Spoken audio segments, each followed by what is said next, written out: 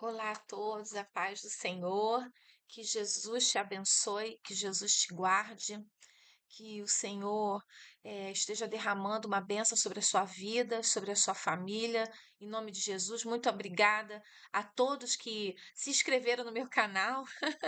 Glória a Deus por isso, né? Muito obrigada pela ajuda de vocês na divulgação desse trabalho. A gente tem que fazer o que a gente puder para o reino de Deus. E quando você compartilha o vídeo, manda para um amigo, assiste, você está me abençoando e abençoando também a obra do Senhor. Que Jesus te recompense. Vamos orar então. Amado Deus, louvado e agradecido é o teu nome, Senhor. Muito obrigada por essa oportunidade de estar aqui, Senhor, com os meus irmãos queridos, com essas pessoas que vão estar aqui visualizando esse vídeo. Que o Senhor os abençoe, que o Senhor alcance cada vida, Pai, com tua misericórdia, com teu amor, com o perdão dos pecados, com a libertação, com o livramento.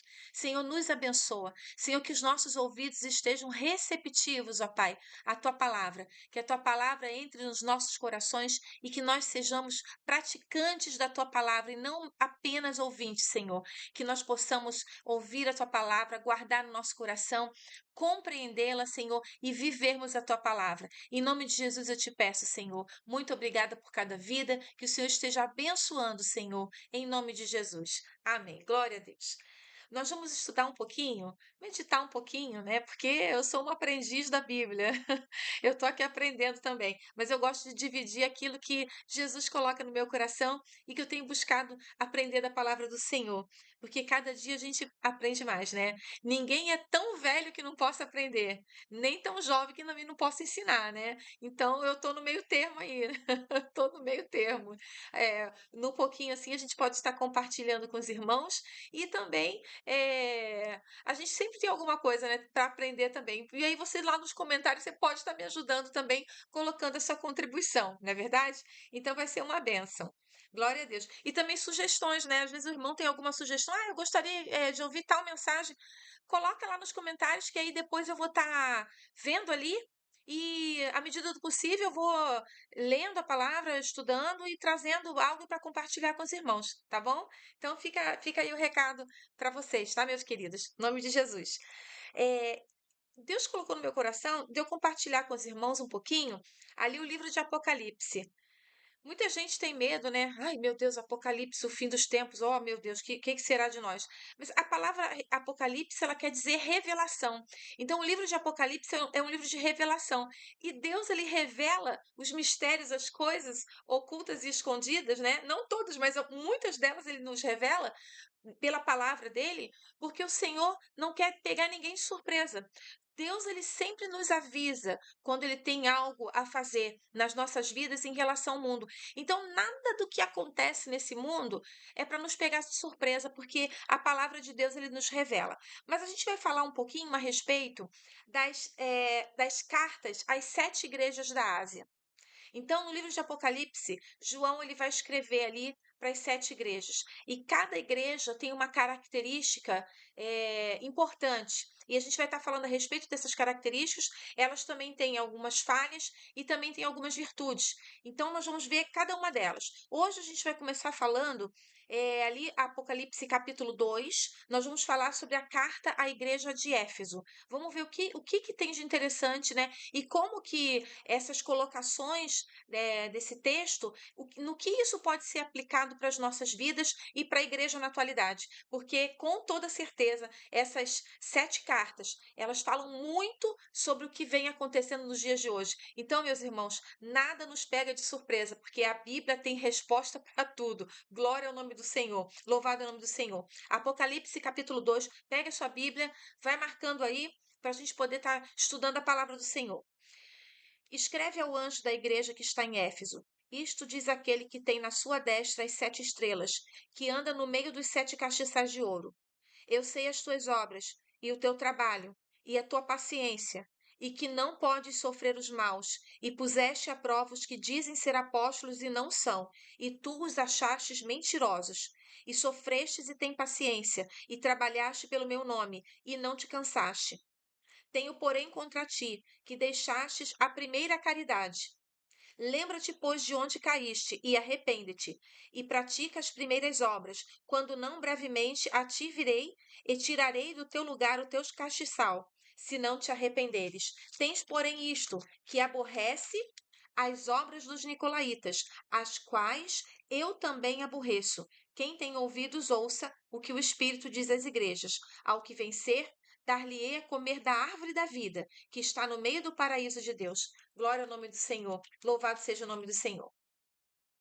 Então, aqui nessa carta, João ele vai estar escrevendo, né, a respeito dessa igreja, e ele fala algumas coisas importantes aqui. Logo no versículo 2, ele diz assim: Eu sei as tuas obras e o teu trabalho e a tua paciência, e que não podes sofrer os maus, e puseste à prova aqueles que se dizem apóstolos e não são, e tu achastes mentirosos. Então, aqui, quem são esses que se dizem apóstolos? São pessoas que não estavam ministrando a palavra de Deus como ela deveria ser ministrada. Eram pessoas que estavam eh, colocando o povo, levando o povo à apostasia. O que que é apostasia? É quando as pessoas acabam se desviando, se afastando da fé, né? Então, por que isso acontecia? Por causa de falsos mestres. E muitas vezes no dia de hoje, nos dias atuais, nós vemos isso, né? Falsos ensinos, homens com espíritos de enganação,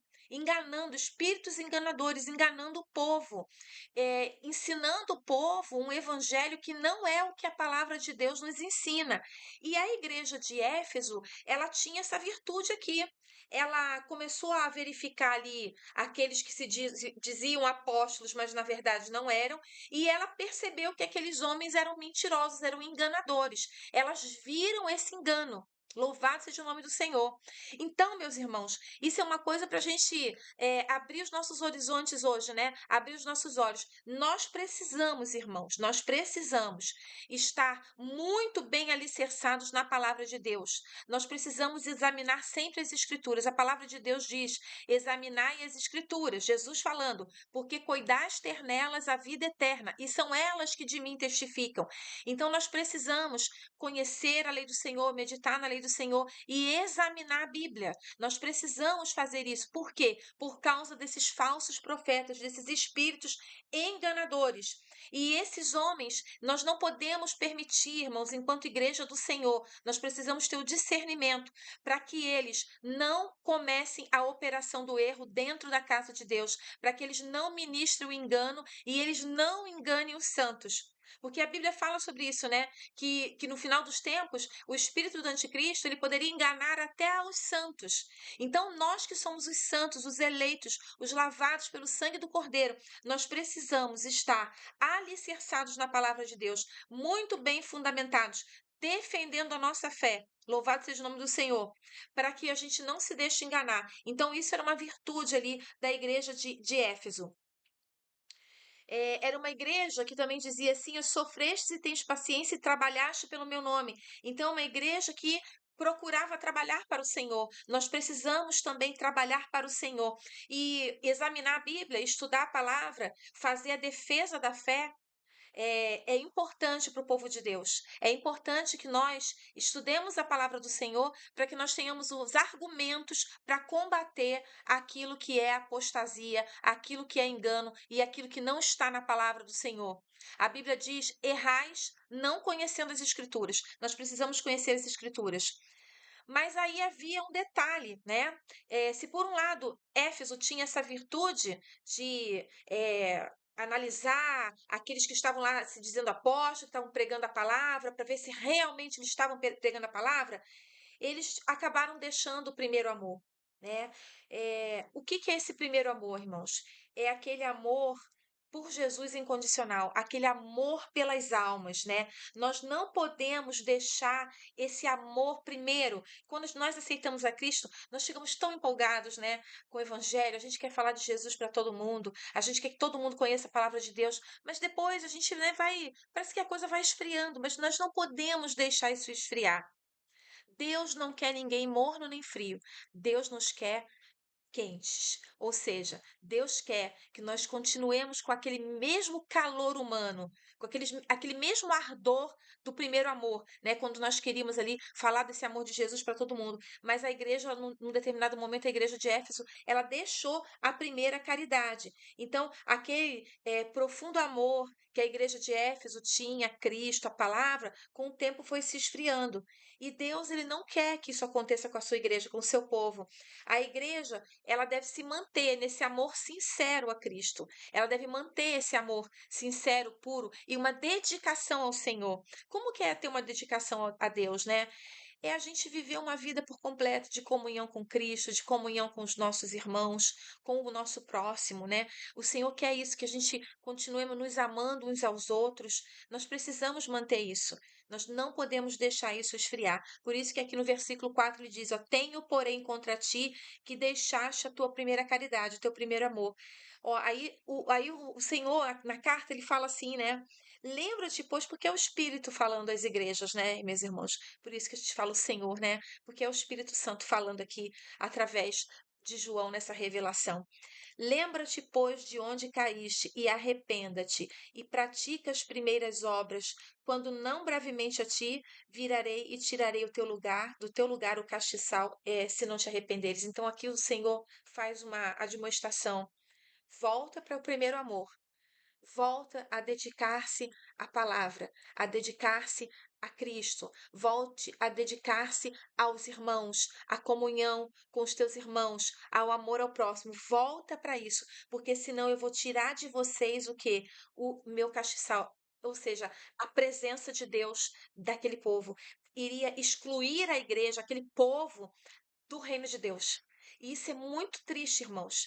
Olha como que é importante nós mantermos a nossa vida de comunhão com Deus, né? A gente se manter em comunhão, em amor ao nosso próximo. Por quê? Porque senão nós vamos ser tirados do reino de Deus. Aquele propósito que Deus tem com a igreja, de que é manter a igreja firmada nele, o povo firmado com ele, isso acaba caindo por terra no momento em que nós deixamos de ter comunhão com Deus, que nós deixamos de amar o nosso próximo, que nós deixamos o primeiro amor. Então, se volta para esse primeiro amor, antes que o castiçal seja tirado do meio de vocês, antes que você saia da presença de Deus. Cristo, então, ele acaba por rejeitar aqueles que não se mantêm nessa posição de amor e de arrependimento. E aí o Senhor fala: "Ó, se arrependa, porque se nós nos arrependermos, irmãos, das nossas práticas ruins, se nós nos arrependermos da nossa negligência no estudo, na dedicação à palavra, à leitura da Bíblia, à comunhão com os irmãos, à pregação do Evangelho, se a gente não se arrepender, aí fica difícil para nós. Nós vamos perder a comunhão com Cristo. Nós vamos ser retirados do reino de Deus. Jesus vai ser tirado da nossa vida. E isso é uma coisa, é a pior coisa que pode acontecer. Tem um hino que diz: se eu perder tudo na vida, mas eu não posso perder a presença. Nós não podemos perder a presença de Deus, irmãos. Nós não podemos deixar isso acontecer. Então, basta que a gente se arrependa dos nossos caminhos maus e nos voltemos ao Senhor. Tens, porém, isto, tem mais uma coisa positiva aqui a respeito deles, né? Tem, porém, isto que aborreces as obras dos nicolaítas, que eu também aborreço. Esses nicolaítas eram pessoas que difundiam ideias contrárias ao evangelho e aos ensinos cristãos. Então já haviam ensinamentos cristãos estabelecidos. Justamente por quê? Porque a gente sabe que durante ali o período do ministério dos apóstolos, né, Pedro, Paulo, João, e todos os demais, aconteceram divergências. Quantas situações Paulo teve que interferir, né, a respeito de discussões ali sobre a questão, por exemplo, as questões lá entre os judeus e os gentios, né? Que o povo gentio tinha que viver como judeus, se quisessem, né? Mesmo que aceitassem a Cristo, tinham que praticar a circuncisão. Então tinha uma série de debates ali e Paulo ele vai discutir bastante essa questão e vai elucidar muito a igreja sobre isso, porque nós nascemos em Cristo, nós não estamos debaixo da lei, porque se a gente for cumprir a lei, irmãos, nós temos que cumprir toda a lei de Moisés. E Jesus, ele é o cumprimento da lei. E Jesus, ele sintetizou toda a lei em 2 itens, em 2 mandamentos, que é amar a Deus sobre todas as coisas e ao teu próximo como a ti mesmo. Então, quando Jesus sintetiza isso, claro que você vai continuar. Você não vai roubar, você não vai mentir, você não vai adulterar, você não vai prostituir, você não vai fazer nada disso, porque isso faz parte do que? Das obras da carne, o que é falado lá no livro de Gálatas, no capítulo 5. Então, nós temos que nos abster das obras da carne e focar nos ensinamentos de Cristo. Então, os apóstolos já tinham ministrado os ensinamentos que nós temos, os que estão na palavra de Deus. Mas ainda assim haviam aqueles que queriam introduzir dentro da igreja ensinamentos falsos, ensinamentos que não estavam na palavra de Deus. Uma coisa que nós verificamos nos dias de hoje é uma permissividade em relação ao pecado. Parece que nada mais é pecado. Ah, venha como estás e fique como estás. Não é o que a Bíblia ensina. A gente vem como está para o reino de Deus, mas à medida que você se introduz nesse reino de Deus, para você continuar fazendo parte dele, você precisa o quê? Ter uma vida de renúncia àquela sua antiga natureza pecaminosa. Então, aqueles ensinos falsos, eles estavam entrando na igreja, esses ensinos dos nicolaítas, que eram essas pessoas que difundiam essas ideias contrárias ao evangelho e aos ensinos cristãos já estabelecidos, e aí o povo de Éfeso aborrecia isso. Então, isso era um aspecto positivo. Irmãos, uma coisa não está separada da outra. Nós precisamos amar, mas nós precisamos também seguir a palavra de Deus. Porque a fé sem obras é morta. Mas você também não pode ter somente obras e não ter a fé. E a fé significa você ser um praticante da palavra, porque você ter fé também significa que você acredita nos ensinamentos da palavra. Não basta você dizer, eu acredito em Jesus, está tudo certo, Jesus é tão legal, né? Jesus é bom, eu gosto muito de Jesus, Jesus é bom demais. De fato, Jesus, ele é bom demais. E ele é amor, mas ele também é justiça. E ele quer que nós andemos no caminho de retidão. Ele quer que a gente sirva a ele em devoção e, inclusive, meditando na sua lei de dia e de noite, escondendo a palavra dele no nosso coração para nós não pecarmos contra o Senhor. Então, meus irmãos, nós precisamos viver uma fé em Jesus. E essa fé, ela tem que estar atrelada ao nosso amor ao próximo, à nossa comunhão com Deus e a nós vivermos essa comunhão em cumprimento da palavra do Senhor, em obediência à palavra do Senhor. E no final aqui ele diz assim, olha, quem tem ouvidos, ouça o que o Espírito diz às igrejas. Ao que vencer, dar-lhe-ei a comer da árvore da vida, que está no meio do paraíso de Deus. Irmãos, aquela árvore lá, aquela árvore está lá, para nós comermos daquele fruto. Quando nós estivermos lá no paraíso de Deus, Deus tem preparado para nós. Deus tem preparado a salvação para nós em Jesus Cristo. Essa salvação que ele nos deu mediante o sacrifício de Jesus. E que basta a gente crer.